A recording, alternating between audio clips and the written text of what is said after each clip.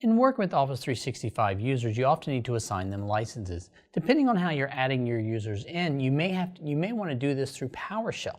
For example, if you're using directory synchronization through DirSync or Azure AD Connect, when it creates those new users from your Active Directory, it's not going to license them. So having a script you can run to automatically license those users as they created may become beneficial. In order to work with this, we're going to jump into the Windows PowerShell integrated scripting environment. I'm going to use that tool because it just makes it a little easier for me to interact with it as I'm demoing some things here. So I'm going to open that up. You can open it up yourself if you wanted to. If you just type in PowerShell here, you'll actually see you have PowerShell ISE. I've already launched it, so I'm going to go ahead and bring it up here to the screen here. The first thing I have to do here is I'm going to have to import the Microsoft module that we're working with, the Azure AD module. So I'm going to do the import module, and the module name that I want to import here is MS Online. And that's just adding all of those commands, those Azure Active Directory commands to this environment so that I can start working with them. Now, if you want to work with your licenses, the first thing you have to do is figure out which licenses you actually have. And there's a couple of PowerShell commands to do that. What I've actually taken the liberty of doing is opening up and adding in some of these commands here so I don't have to go and type everyone in. I'm just going to highlight this get MSOL account SKU. And what this does is it just shows you your bulk license. What is the bulk license that you actually have? And if I just click the Run Selection button there, you'll see it's going to show that the Aramark Corporation has an enterprise pack. Right now we have 3 active units and we have 3 licenses we're paying for, and only 2 of them are being used. So I know now I have 1 license available to use.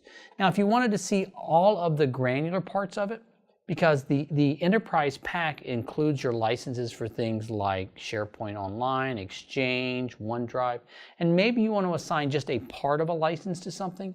In order to do that, you can actually go through and run this whole line here, where it'll go out there and actually extract the pack, and then it'll say, show me each one of the services in that status. And I'll just click the run there and show all of my services so I can see all of the different licenses names if I wanted to remove or add in one feature or another in this environment. If you wanted to assign a license to a single user, if you know the user's UPN, you have the ability to go out there and actually do that. And we have just the set user command here. So it's set MSOL user license. That's the command. So I'm changing a property on that user. And I'm going to go in and put the UPN in, and I'm going to add the license name in. And if they had a previous license, I could remove that license at the same time, so they only have the 1 license assigned.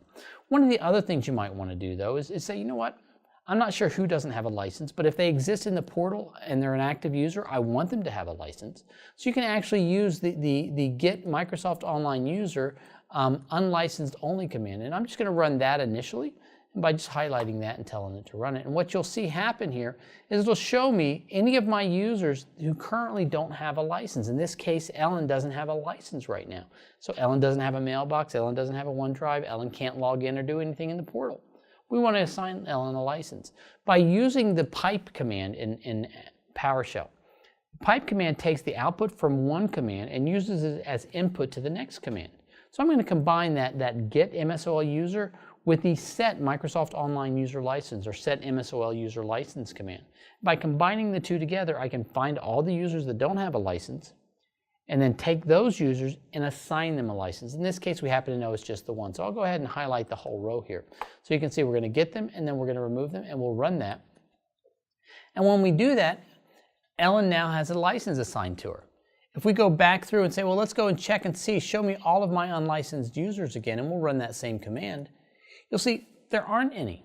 Everybody in the environment now has a license. So again, if you're doing it for one user, maybe you do it in the portal through the GUI, it's pretty easy. But when you have a process in place where people are always being added to your organization and through things like directory synchronization, they're going to need a license assigned to them.